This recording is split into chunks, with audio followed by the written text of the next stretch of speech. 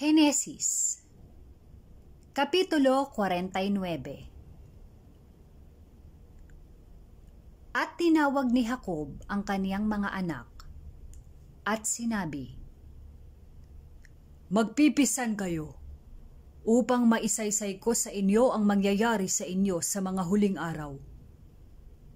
Magpipisan kayo at kayo'y makinig, kayong mga anak ni Jacob, at inyong pakinggan si Israel na inyong ama. Ruben, ikaw ang aking panganay, ang aking kapangyarihan, at siyang pasimula ng aking kalakasan. Siyang kasakdala ng kamahalan, at siyang kasakdala ng kapangyarihan. Kumukulong parang tubig na umaawas, hindi ka magtataglay ng kasakdalan, sapagkat sumampa ka sa higaan ng iyong ama.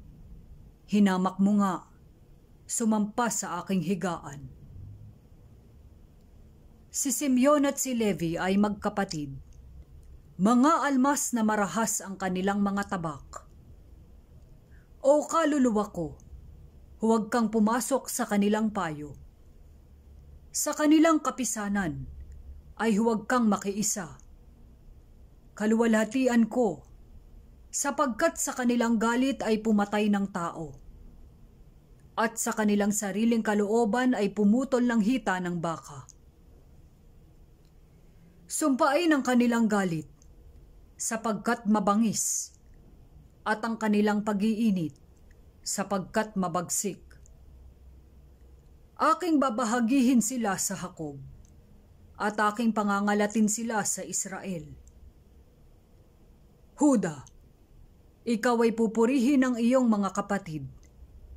Ang iyong kamay ay magpapahinga sa leeg ng iyong mga kaaway. Ang mga anak ng iyong ama ay yuyukod sa harap mo. Si Huda ay isang anak ng leyon, mula sa panguhuli. Anak ko, umahon ka. Siya'y yumuko, siya'y lumugmok na parang leyon, at parang isang leyong babae. Sinong gigising sa kanya? Ang setro ay hindi mahihiwalay sa Huda, ni ang tungkod ng pagkapuno sa pagitan ng kanyang mga paa. Hanggang sa ang Shilo ay dumating, at sa kanya tatalima ang mga bansa. Naitatali ang kanyang batang asno sa puno ng ubas, at ang guya ng kanyang asno sa puno ng piling ubas. Nilabhan niya ang kanyang suot sa alak, at ang kanyang damit sa katas ng ubas. Ang kanyang mga mata ay mamumula sa alak, at ang kanyang mga ngipin ay mamumuti sa gatas. Si Zabulon ay tatahan sa daungan ng dagat, at siya'y magiging daungan ng mga sasakyan, at ang kanyang hangganan ay magiging hanggang Sidon. Si Isakar ay isang malakas na asno, na lumulugmok sa gitna ng mga tupahan, at nakakita siya ng dakong pahingahang mabuti, at ng lupang kaaya-aya, at kanyang iniyukod ang kanyang balikat upang pumasan, at naging aliping mga aatag. Si Dan ay hahatol sa kanyang bayan, gaya ng isa sa angka ni Israel. Si Dan ay magiging ahas sa daan, at ulupong sa landas, na nangangagat na mga sakong ng kabayo, na anupat nauhulog sa likuran ng sakay niyaon.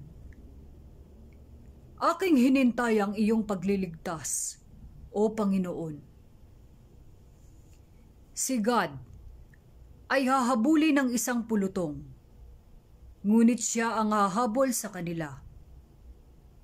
Hinggil kay Aser ay lulusog ang tinapay niya, at gagawa ng masasarap na pagkain.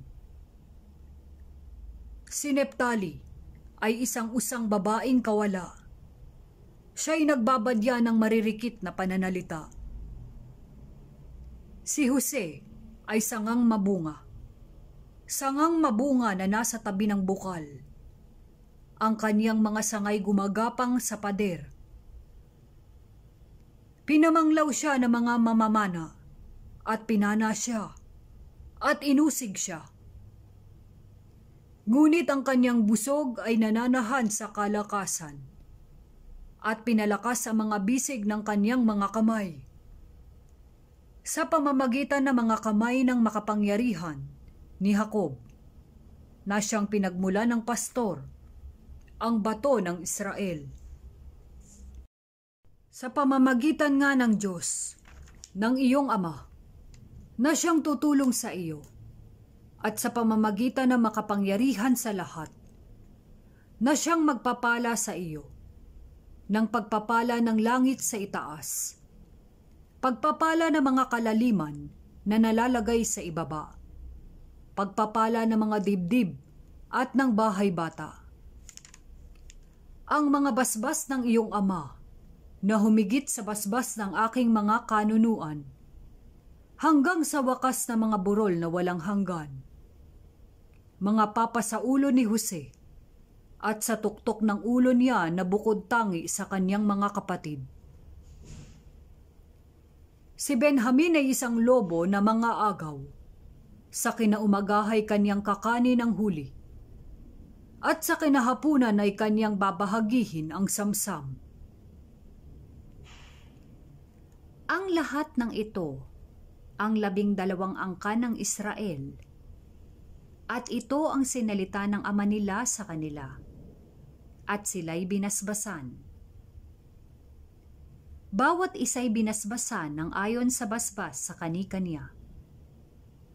At kanyang ipinagbilin sa kanila, at sinabi sa kanila,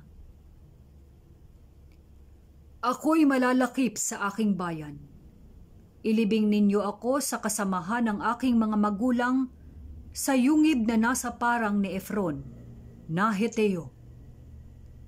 Sa yungib na nasa parang ng Makpela, na nasa tapat ng Mamre, sa lupain ng Kanaan, na binili ni Abraham, na kalakip ng parang kay Efron na Heteo, na pinakaaring libingan.